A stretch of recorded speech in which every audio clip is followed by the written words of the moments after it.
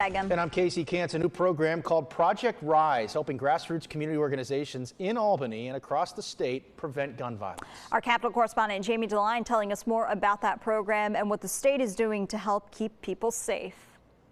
Project Rise, which stands for Respond, Invest, Sustain, and Empower, is a new program created in the aftermath of the pandemic to help prevent gun violence in 7 cities throughout the state. Project Rise is a way for communities to take some power in making some of the decisions about where funding's going, what programs should be funded, and really how they would like to combat gun violence. The state allocated $2 million in funding for each of the 7 cities to go towards community-based organizations focusing on mental health, mentoring, victims, and grief services. It helps communities, one, deal with what happens in the aftermath, because when people talk about gun violence, it's just not somebody shooting somebody else. That person is connected to somebody on both sides of the gun.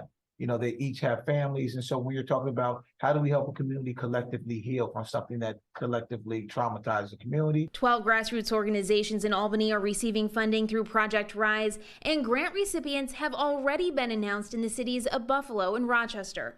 This program is just one part in the fight against gun violence. A total of $337 million was set aside in the state budget to focus on this issue.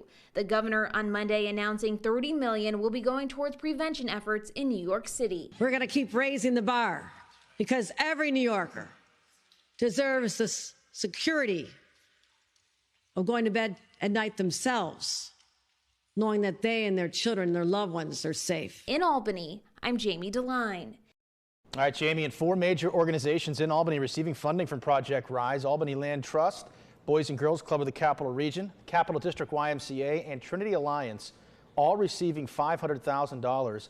$770,000 of that, $2 million, given to those organizations will also fund 12 smaller grassroots groups and services here in the Capital Region. More information on those grants can be found on our website, news10.com.